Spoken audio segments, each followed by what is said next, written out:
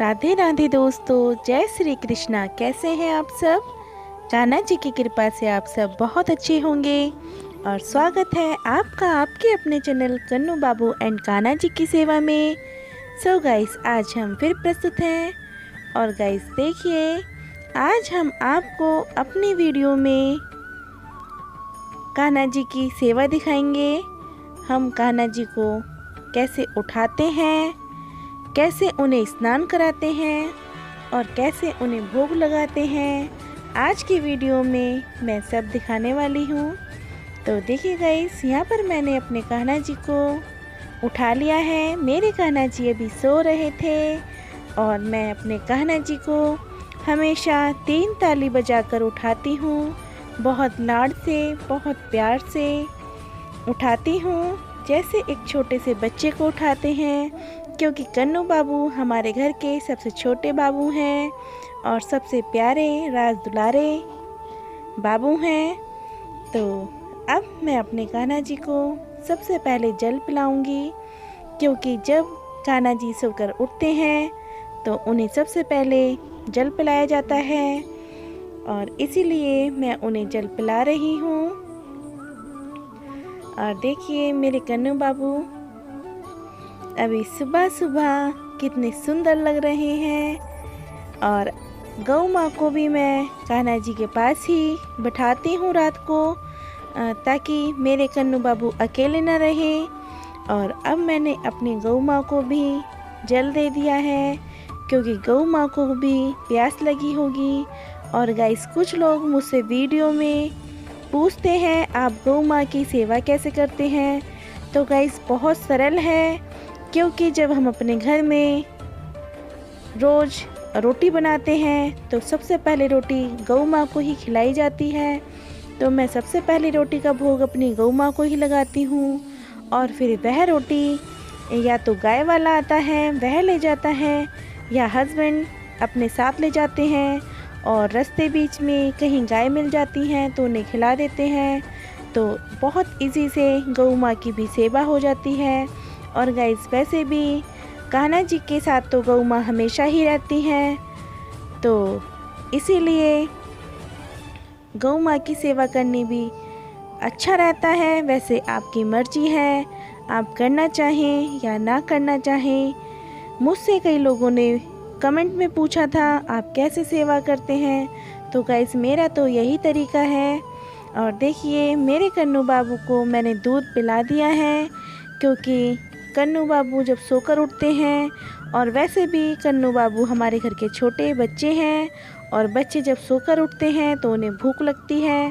तो मैंने यहाँ पर गौ माँ को भी मखाने का भोग लगा दिया है और अपने कन्नू बाबू को भी दूध और मखाने का भोग लगा दिया है।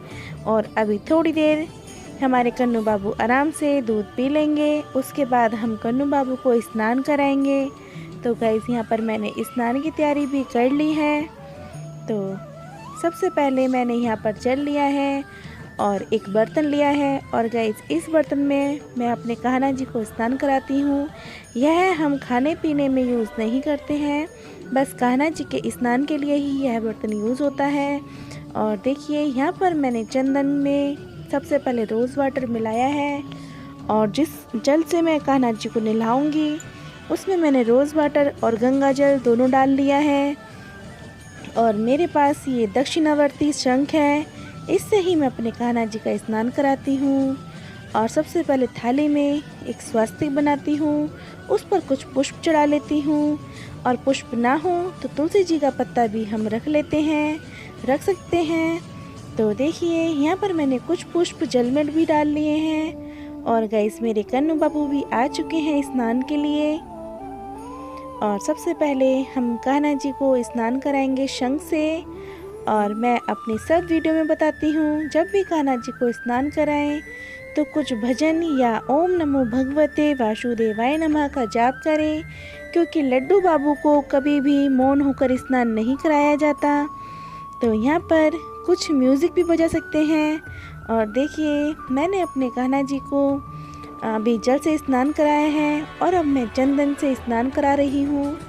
और मैं अपने कान्हा जी को कभी चंदन से, कभी शहद से और कभी पंचामृत स्नान, अलग अलग चीज़ों से स्नान कराती हूँ। कभी कभी मैं अभ्यंग पाउडर से भी अपने लड्डू गोपाल जी का स्नान कराती हूँ। और गाइस, अभ्यंग पाउडर जो होता है उससे हम अपने कान्हा जी का स्नान करा सकते हैं।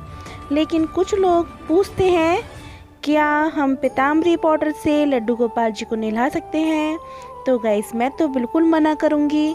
पीताम्बरी से लड्डू गोपाल जी का स्नान कभी नहीं कराया जाता, क्योंकि गाइस जिस तरह से हम अपने घर में कपड़े वॉश करते हैं डिटर्जेंट पाउडर से, तो गाइस पीताम्बरी पाउडर भी एक तरह का डिटर्जेंट है। तो क्या हम डिटर्जेंट से अपने बच्चों को नहलाते हैं? कभी नहीं नहलाते। तो गाइस, हम अपने कान्हा जी को पीताम्बरी पाउडर से कैसे नहला सकते हैं? तो मैं तो बिल्कुल ही मना करूँगी, आप कभी भी पीताम्बरी पाउडर से अपने लड्डू गोपाल जी को स्नान ना कराएं। और गाइस देखिए, जब मैं अपने कान्हा जी को, लड्डू गोपाल जी को स्नान कराती हूँ तो साथ में ही मैं अपनी गौ माँ को भी स्नान कराती हूँ।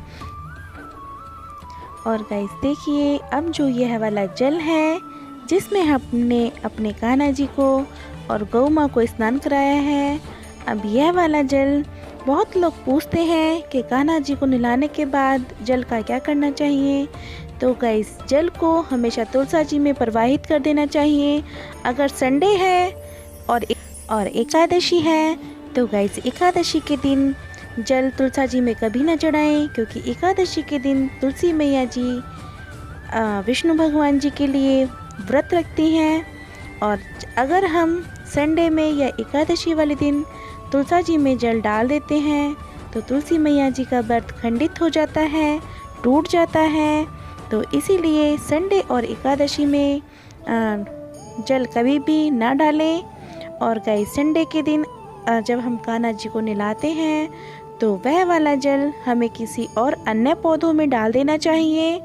तो देखिए, यहाँ पर मेरे कन्नू बाबू तैयार हो चुके हैं, वस्त्र भी पहन लिए हैं और श्रृंगार भी करा लिया है। और देखिए, अब मैं अपने कान्हा जी को दर्पण दिखा रही हूँ, क्योंकि लड्डू गोपाल जी को स्नान के बाद दर्पण जरूर दिखाना चाहिए, इत्र जरूर लगाना चाहिए। और गाइस देखिए, अब लड्डू बाबू आ चुके हैं मंदिर में और अब मैं दिखाती हूँ मैं किस तरह से अपने लड्डू बाबू की पूजा आराधना करती हूँ।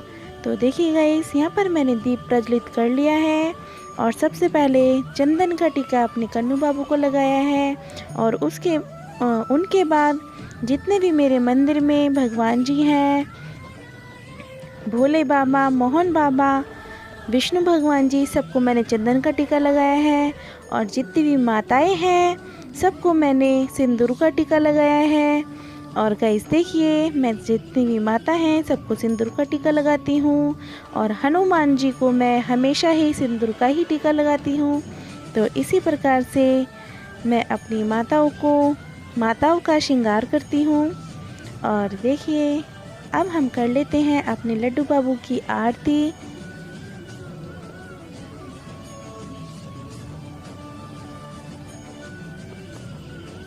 तो गाइस, सबसे पहले जब हम पूजा करते हैं तो गणेश भगवान जी से शुरू करते हैं, क्योंकि प्रथम भगवान गणेश जी होते हैं। और उनके बाद ही मैं अपने कान्हा जी की आरती करती हूँ।